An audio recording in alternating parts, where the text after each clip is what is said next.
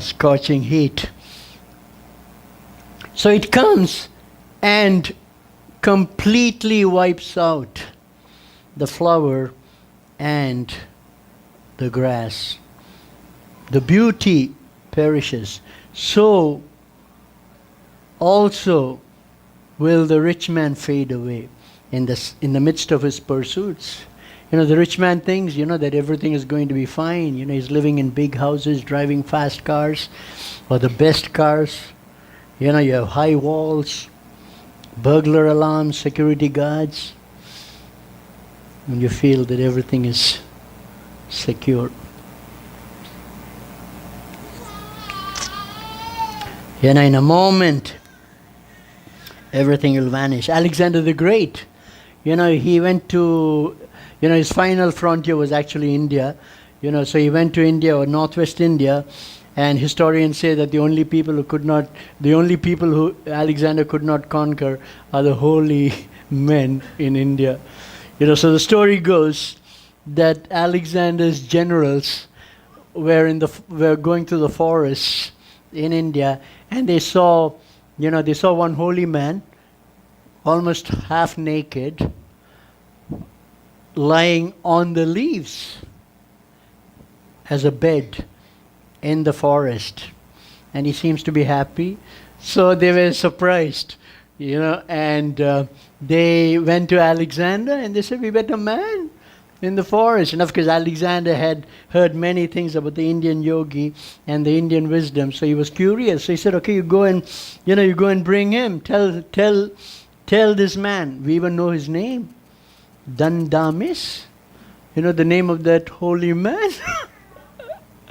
His name was Dandamis. So Alexander tells his soldiers, "You go to him and tell him Alexander, the Son of God and the Lord of the earth, is inviting him for an audience in the presence of Alexander the Great.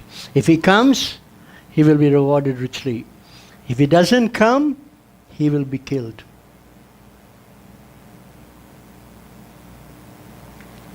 So Dandamis told the soldiers, you call him the king of the world. You call him that he owns all the land of the world. But I have no fear of him.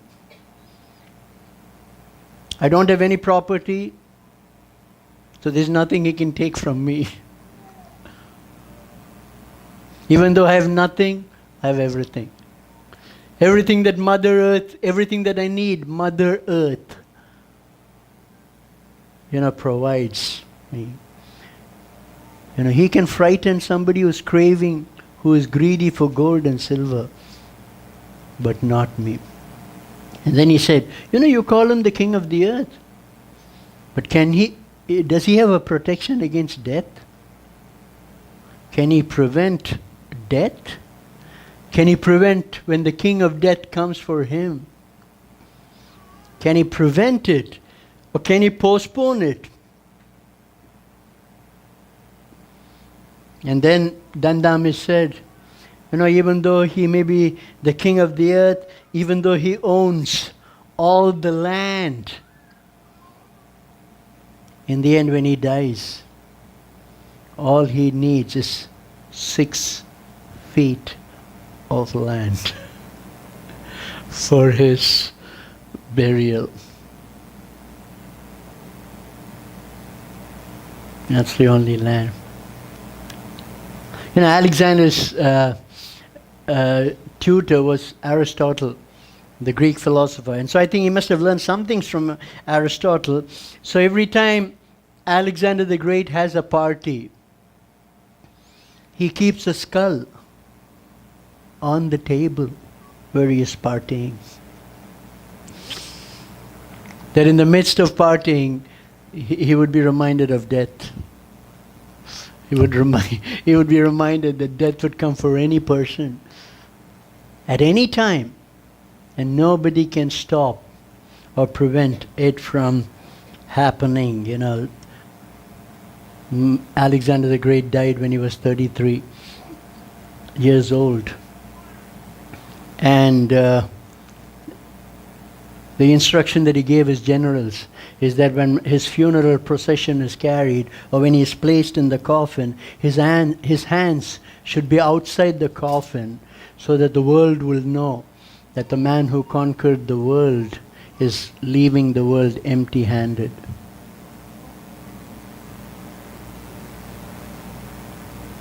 In the Middle Ages, about 1,000 years ago, when some of the great theologians, they're contemplating about God, they're contemplating about eternity, and so on. But you know what used to be their pen holder? Skull.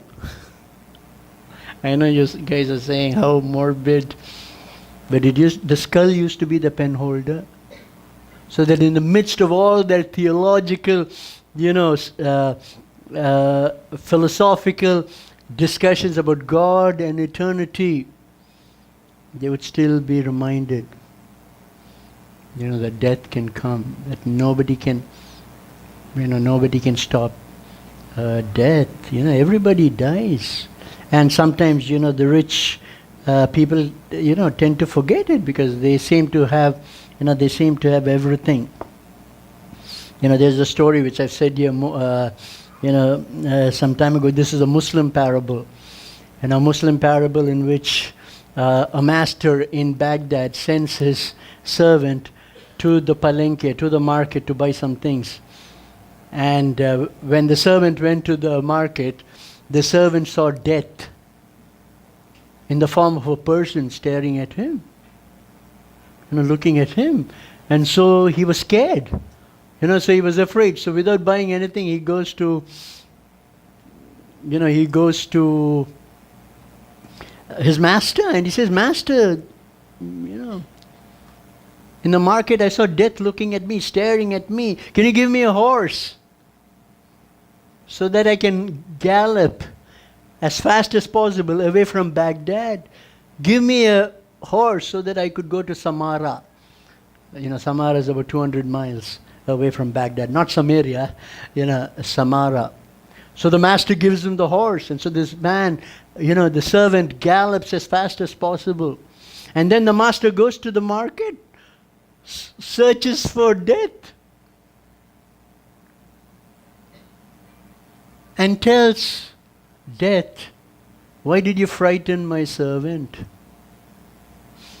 And death says, "No, actually I was not trying to frighten your servant. I was just surprised to see him here in Baghdad, because tonight I have an appointment with him in Samara."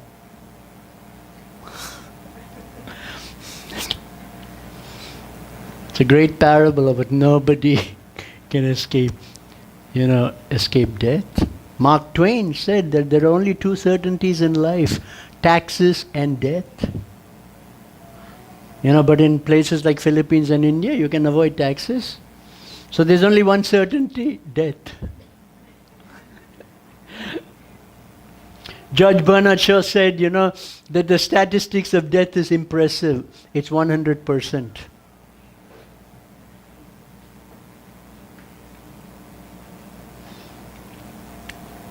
The rich living in mansions, riding fancy cars, going to fancy restaurants. They are nothing. What are they? They are like a flower of the grass. It will pass away. Psalm 103 verse 15 says, Isaiah 40 verses 6 to 7 says, "All flesh is grass, and all its beauty is like a flower of the field. The grass withers, the flower fails. When the breath of the Lord blows upon it, surely the people is grass." Life is short, death is certain.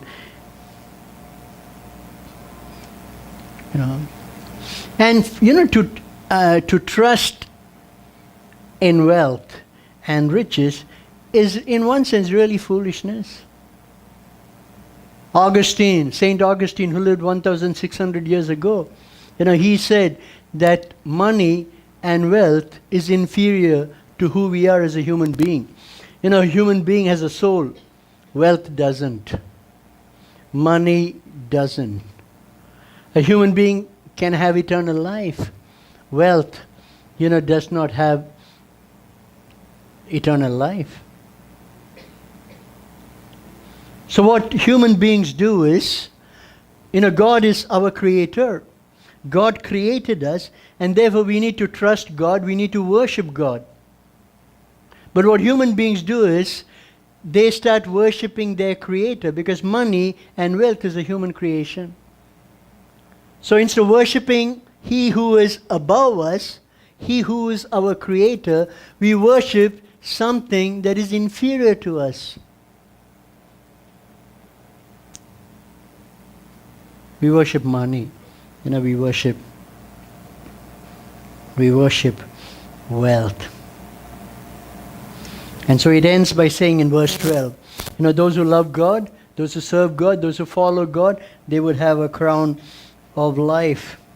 It says the crown of life which is promised to those who love Him. In the ancient world, they used to give a crown of laurel leaves to those who win. To those who win athletic games, like in the Olympics. But a laurel crown, would be the... Or they would give a crown of flowers during festivities or times of joy. But even that would wither. It talks about a crown of life. It lasts forever. If you're depending upon your wealth and riches, then you're actually worshipping something that is inferior to you. You're putting your trust on something that is inferior to us. Money can be lost, wealth can be lost, and when you die, you cannot take it with you. But there are things you cannot lose.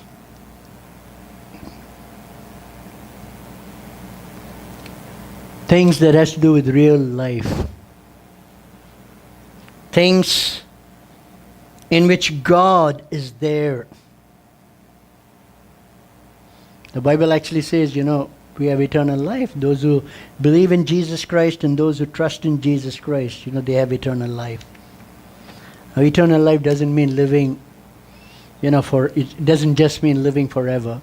It is talking not just about quantity of life. It's talking about quality of life.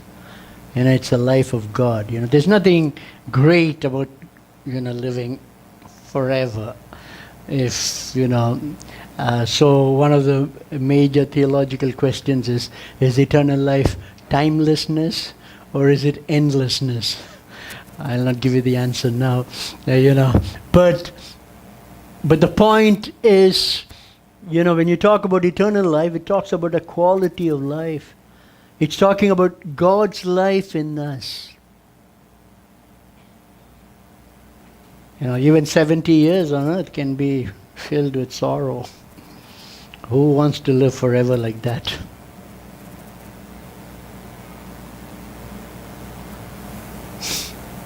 Can you imagine living like this forever? There was in Greek mythology, you have the goddess of dawn. The goddess of dawn, she finds a fancy to a young to a young man who was very, very handsome.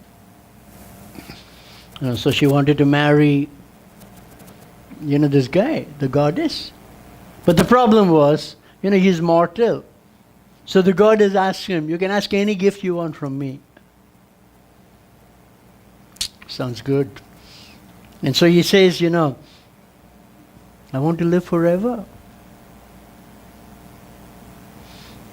But he forgot to ask that he would retain the youthful vitality and the youthful handsomeness and the youthful strength forever. So here is a man who is living forever, but his body is becoming old, older and older. It's decomposing.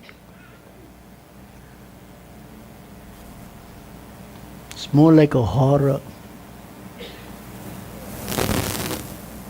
So when the Bible talks about life, a crown of life, and when the Bible talks about eternal life, that's not what it means. It's talking about the life of God. We are participating in the life of God. It's not just talking about the quantity of life, it's talking about the quality of life. A life filled with quality.